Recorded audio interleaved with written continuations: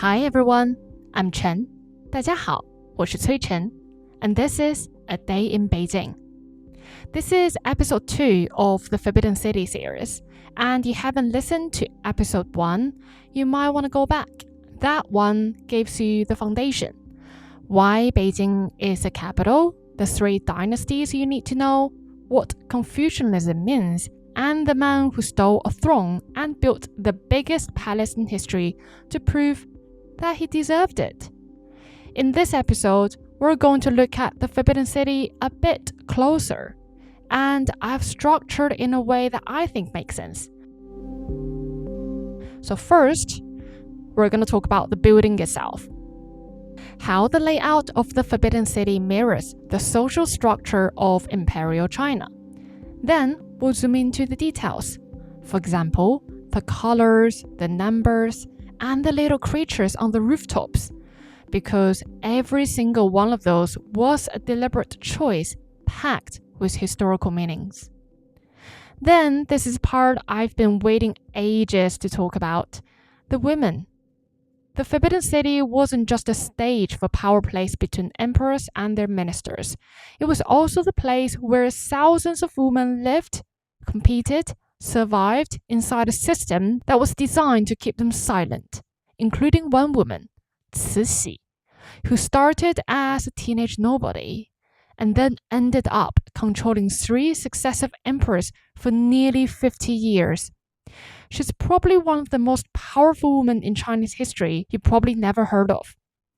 And then, finally, we're going to talk about what happened to this palace. The fires, the battles, the lootings, and where in the world you can still see pieces of the Forbidden City today, even if you don't have immediate travel plans to Beijing yet. So, without further ado, let's get into it.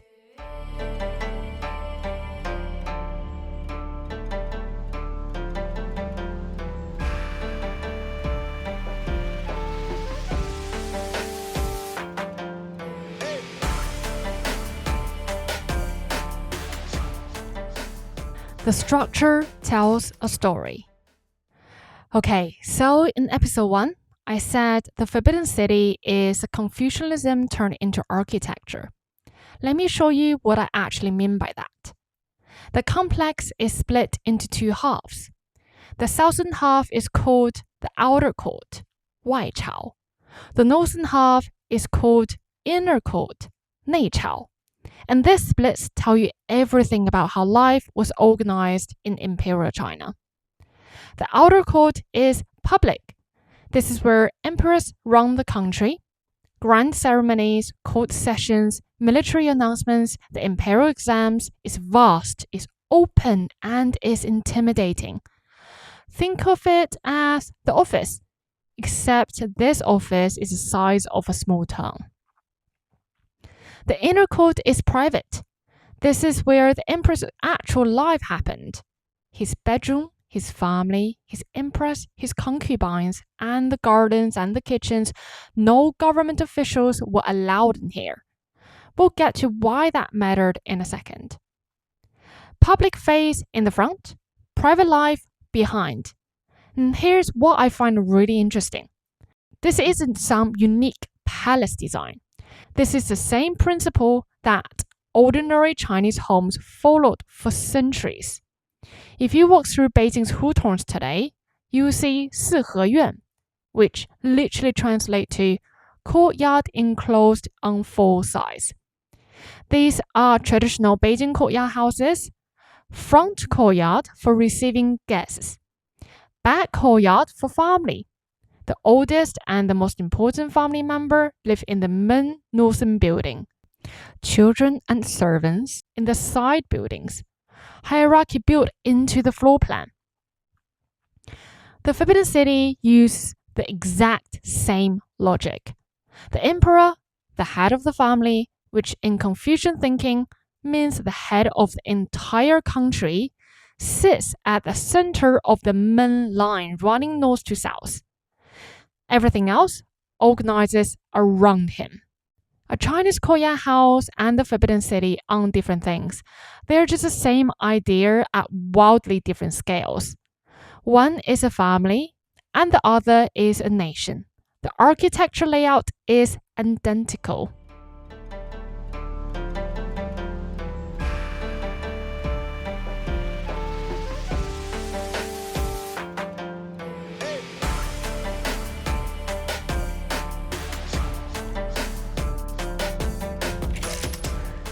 Every detail is a message.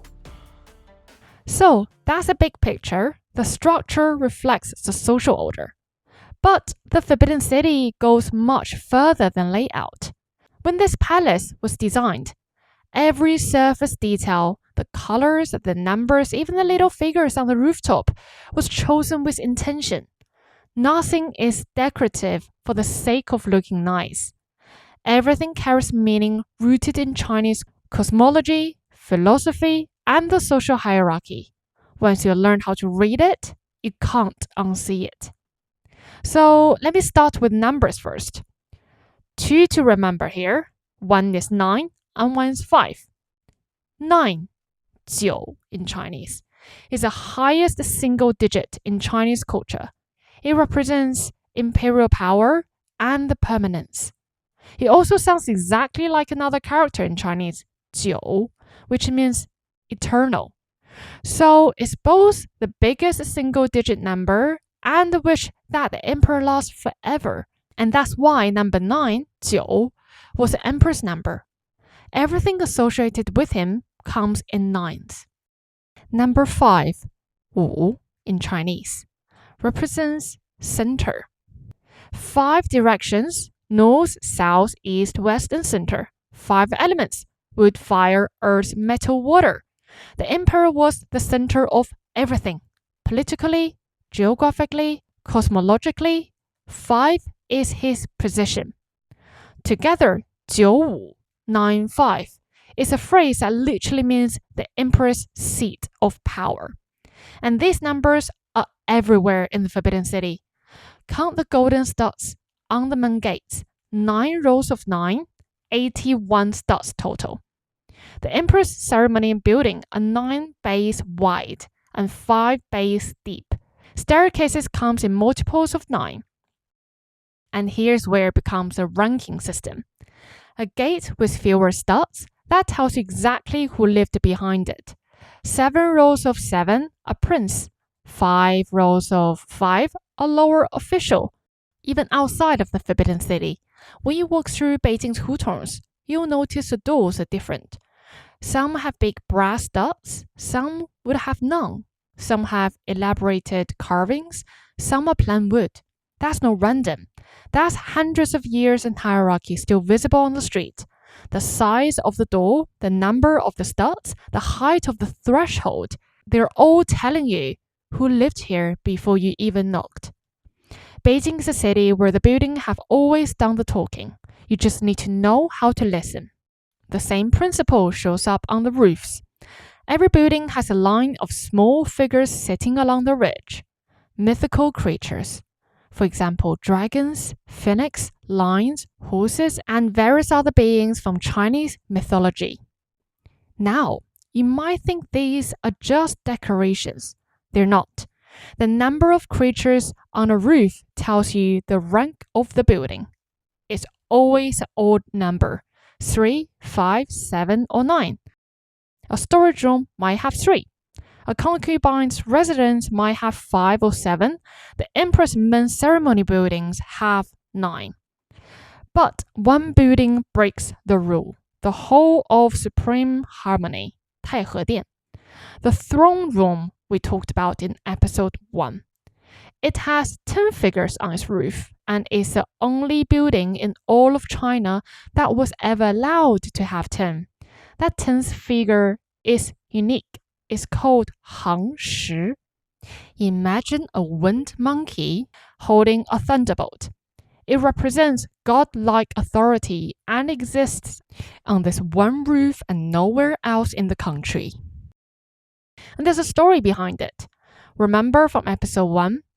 The Hall of Supreme Harmony was struck by lightning and burned down within its very first year. After multiple lightning strikes and rebuilds, this 10th figure was added. Said to be the son of the thunder god, placed specifically to prevent more strikes, and according to the story, the building was never struck by lightning again after that. Now, the more likely reason is that the Qing dynasty later added metal drainage along the roof ridges, which worked as a basic lightning conductor. But the legend of the thunder god's son is much a better story. And honestly, in a palace like Forbidden City, the legends and the reality sit so close together that sometimes it's hard to tell where one ends and where the other begins. Now, the colors. And this connects back to what we learned in episode 1 about the different dynasties. The 5-element system, wood, fire, earth, metal, water, doesn't just assign meaning to numbers, it assigns meaning to colors too. And the Forbidden City used those colors like a language.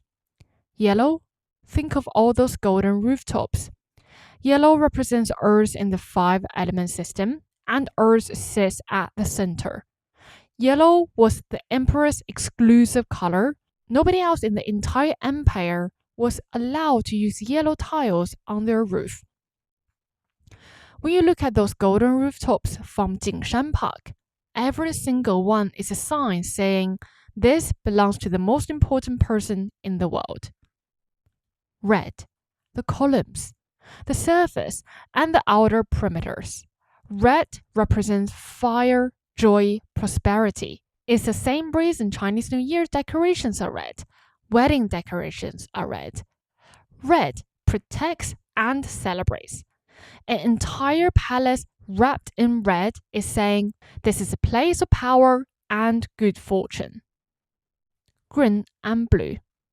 You won't see these colors too much in the Forbidden City itself, but look at the Temple of Heaven, which isn't really far away. It has blue roof. Why? Because blue and green represents heaven. The Temple of Heaven, where the emperor prayed to the gods, uses heaven's color. The Forbidden City, where the emperor lived on earth, uses earth's colors. The color palette literally maps the relationship between the human and the divine. And there's one detail I really love. There's a building in the Forbidden City with a black roof. Just one. It's Wenyuan Library, where the emperor stored his most important books, documents. Why black? Because black represents water in the 5-element system. And what does water do? It puts out fire and protects the books. Now think about what this means. The Forbidden City was made almost entirely of wood. It burned down over and over and over, nearly 100 fires in 600 years. And someone who designed the library, the one building that absolutely could not be allowed to burn, thought, let's paint the roof the color of water. Will it actually stop a fire? No, obviously not.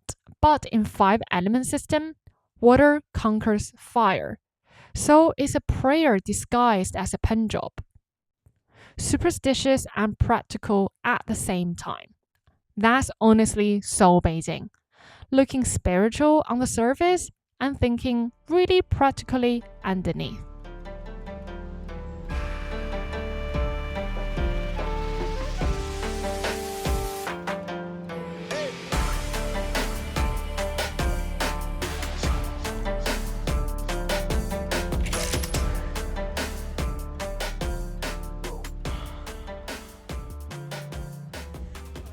The women behind the red gates.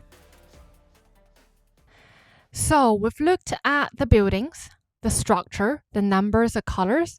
Now I want to talk about the people who actually lived inside, specifically the women, because it's a part of the Forbidden City story that doesn't get told properly sometimes.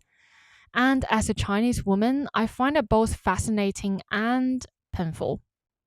There's a saying in Chinese, 女子无才便是德. It roughly translates to, a woman's virtue is to have no talent. For centuries, this was treated as wisdom. Girls from noble families studied the 4 books for women. guides on how to be humble, quiet, obedient, and useful, not how to think, write, govern, or to create. The idea of being a good woman was being invisible. The Forbidden City was built on this idea, and the concubine system was where it played out in the most brutal way. So let me explain how this worked. Because I think a lot of what people picture when they hear concubines come from fantasy or drama TV shows, and the reality was both more structured and more suffocating than that. So the emperor always had one wife, the empress, 皇后. She was the only official partner. Everyone else in the emperor's personal life was ranked below her in a strict pyramid structure.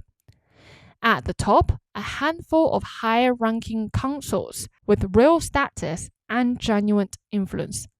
Below them, more women with less status, and at the bottom of the pyramid, an unlimited number of low-ranking women who, in practical terms, existed to be available and were otherwise invisible. Picture it like this. One man at the top, one empress, and then maybe a dozen women with real positions, and below them, dozens, sometimes hundreds more who would spend their entire lives in those palaces and never want to be called to the emperor's side, never once have a conversation with him, never once have the chance to even meet him. Every 3 years during the Qing dynasty, young women from Manchurians and Mongolians and sometimes Han military families were gathered for selections. Thousands of them every 3 years. Over several days, they were examined. Their skin, their hands, how they stood, how they walked, how they spoke. And if you passed all of that, you entered the palace. Some girls were as young as 13 or 14, and then your life begins. Or, depending how you look at it, your life as you knew it ended. The women who were chosen by the emperor, who caught his attention, who spent time with him, had a chance at, being intimate with him. And if you gave birth to a son, your rank could rise. You get better rooms, more servants, more food, more influence. A son was everything, because a son was potential heir. A daughter, she didn't advance your position in any meaningful way. She couldn't inherit the throne. In the Confucian system, the family line runs through man, and man only. Daughters were loved, I'm sure, but they don't have any power. The women who got chosen by the emperors but never got closer to him, they still stayed in the palace. Years after years, growing older in a side palace. Some entered at 14 and died at 70 without ever leaving those red gates, without ever having a conversation with the emperor, without their names appearing in any record. The imperial books only documented the empress and the high-ranking consuls. The lower-ranking women, the ones who lived and died without making a ripple, often disappeared from history entirely. No scandal, no family, no record, as if they never existed. And then there was 冷宫, the cold palace. If a woman angered the king or the queen, she could be banished to an isolated, unheated corner of the palace. No visitors, no promotions, sometimes no food and water, and there is no way out. Some women spend decades in the cold palace, alone, forgotten. In a complex filled with gold and silk and beauty, the cold palace was a prison without bars. Now, there's a TV show that brings all of this to life in a way I genuinely could not do the justice in this podcast without mentioning it. I know it's not based on true stories in any single level, but If you got time, go watch it. It's called 甄嬛传, The Empresses in the Palace. 76 episodes. I know that sounds like a lot, but here's the thing. This isn't a sad show. I mean, parts of it are heartbreaking, but it's also deeply satisfying because you watch these women trapped inside a system designed to silence them, and then you see them fight against the system, not with violence, but with intelligence, with grace, with strategy, with patience, with alliances. It's one of the most watched TV shows in Chinese history, and if you watch it before you visit the Forbidden City, you will walk through the whole place and seeing them completely under a different light. Trust me. I will drop the TV show details in the description box. If you got time, definitely check it out.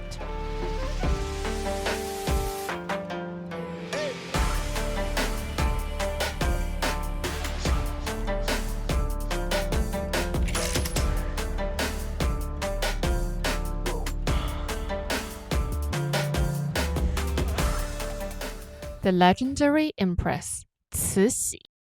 And that brings me to the woman who did what characters in 甄嬛传 could only dream of. Cixi, Empress Dowager Cixi. Let me tell you who she was, because if you haven't heard of her, you should have.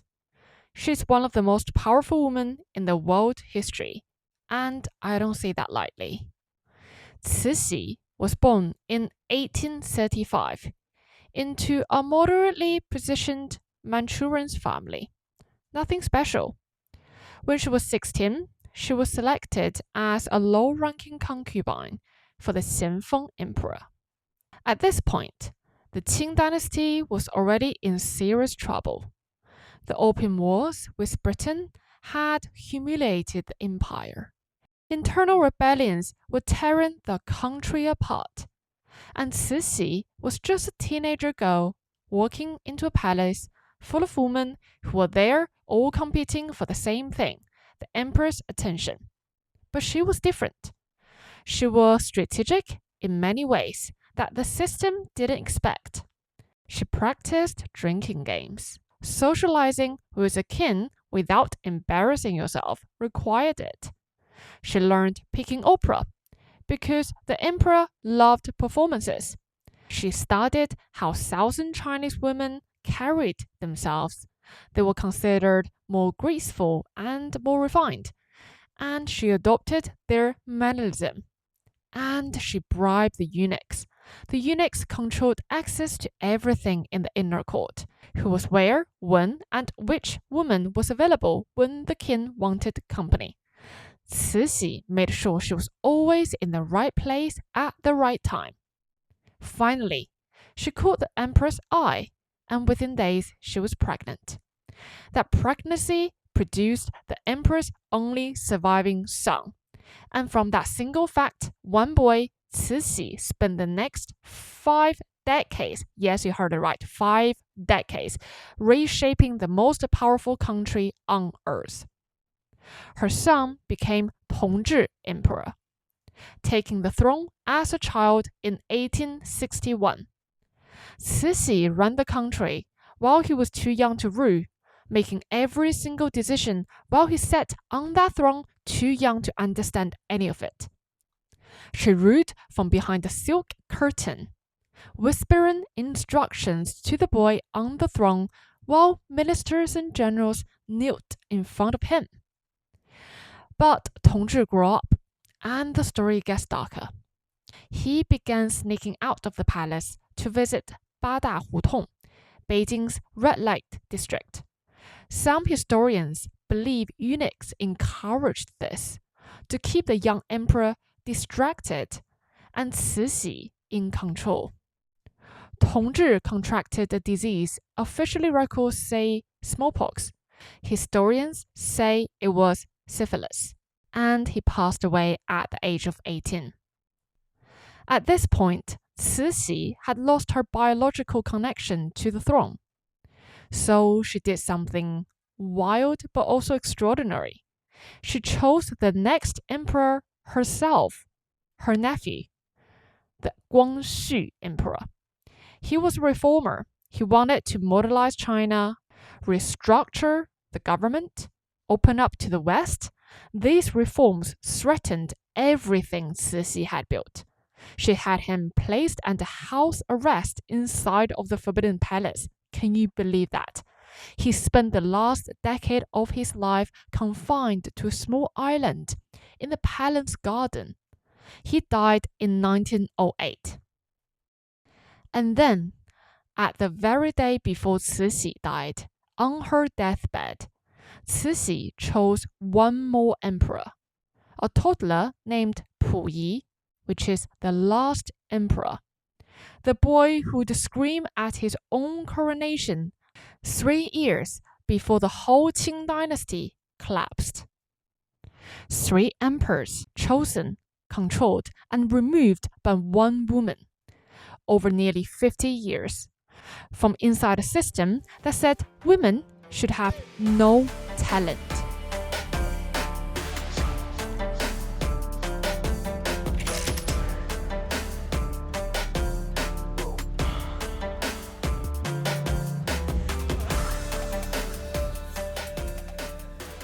Destructions. Okay, so now we've looked at the buildings, what the details mean, and the people who lived inside it. Now, let's look at what happened to Forbidden City, because the fact that the Forbidden City is still standing is genuinely extraordinary. Nearly 100 fires in 600 years. The very first fire, just 1 year after the completion, 1421, it was lightning, hit the 3 main halls. It was all gone, all of them. 14 years of construction and a million workers' efforts burned in a single night. You'll notice big bronze vats scattered around the courtyards when you go into the Forbidden City. 308 of them. Each hold about 3,000 liters of water, and that were our emergency reservoirs.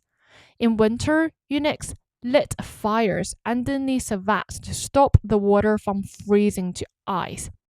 The Cixi Emperor eventually created what was probably China's first fire brigade, the Ji Tong Chu, eunuchs operating manual water pumps.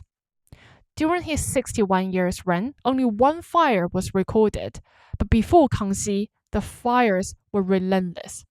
Then the wars came. In 1644, the Ming Dynasty fell. The Han Chinese population had been suffering famine, corruption, crushing taxes. A man named Li Zicheng led a massive uprising.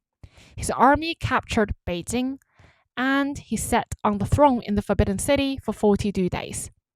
But when the Manchurian armies swept in from the northeast, his forces set fire to the entire palace as they fled. Most of the Forbidden City was destroyed. The incoming Qing dynasty spent the next 50 years rebuilding. And then we're going to talk about the invasions from outside of China. And this part is pretty hard to talk about. In 1860s, during the Second Opium War, British and French forces invaded Beijing. They didn't destroy the Forbidden City, but they destroyed something that many people considered even more beautiful, Yuanmingyuan, the old summer palace. Imagine a vast royal garden that blended Chinese pavilions with European Baroque architecture. Fountains designed by Italian missionaries, alongside traditional lakes and bridges. British and French soldiers burnt it to the ground and took everything they could carry. Even the gold covers on the pillars, they scratched it off from the pillars. The ruins of old summer palace are still standing in Beijing today, deliberately left unrestored. A reminder to us all. We'll get into that in another whole episode. In 1900, it happened again. The Boxer Rebellions. 8 nations, Britain, France, America, Germany, Russia, Japan, Italy, and Austria-Hungary, sent soldiers into Beijing. They occupied the Forbidden City and looted systematically, not just the palace, temple, private collections, imperial gardens, anything valuable was taken. One side note to add. During this invasion, Cixi and the entire court fled Beijing to Xi'an. That connects back to her story. She came back after the fighting ended and continued ruling. That woman was unkillable.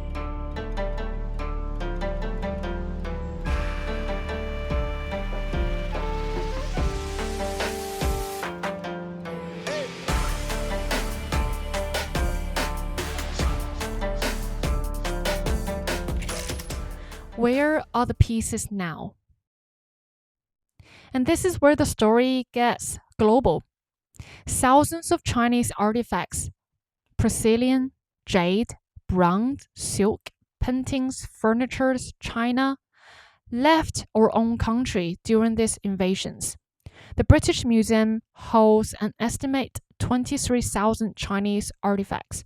The Victoria and Albert Museum, the V&A in London, the Metropolitan Museum in New York, the Musée Guimet in Paris, pardon my very, very bad French accent, museums in Berlin, St. Petersburg, Tokyo. Not all of these pieces came specifically from the Forbidden City.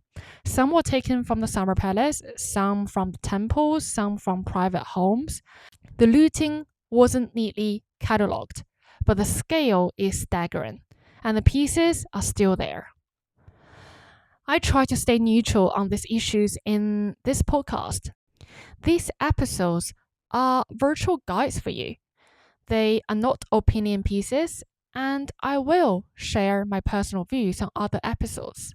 But if you're curious, I'd encourage you to do your own research. Pop into the nearest museum that holds a Chinese collection.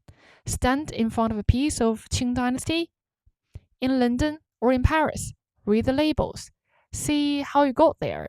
And you can make up your own call about how you feel about this kind of things. Now, there's another chapter in this history, and this one is slightly different because it wasn't looting, it was protection. In the 1930s, Japan invaded China.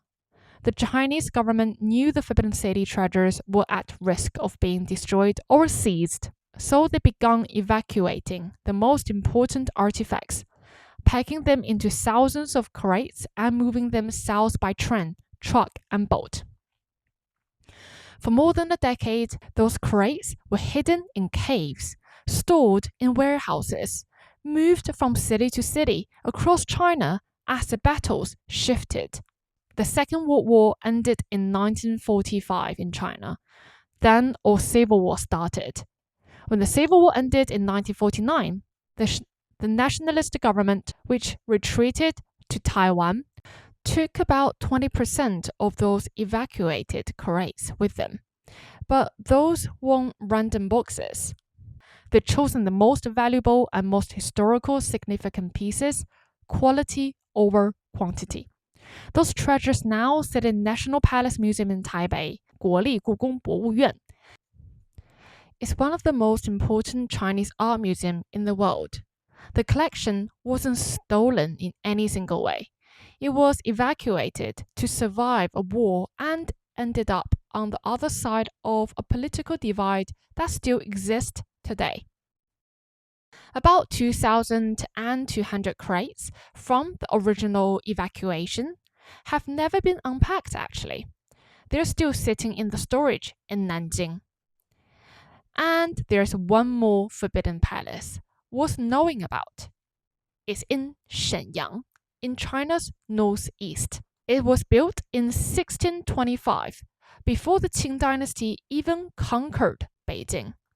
It was Manchurian's original palace, but the architecture is completely different. It's Manchurian, Mongolian, and Tibetan style blended together.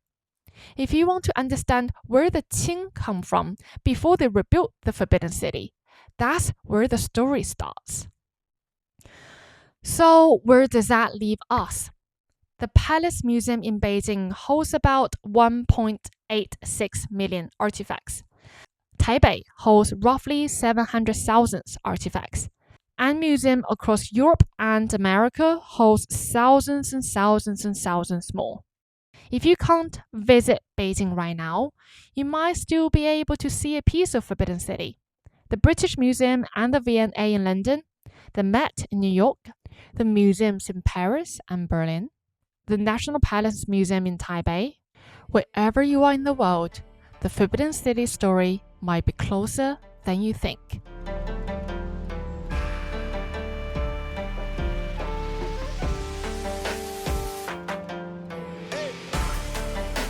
And that's the Forbidden City, close up. The layout mirrors the social order, right down to the courtyard houses in the hutons outside. The colors, the numbers, the rooftop creatures carries messages that most visitors walk right past.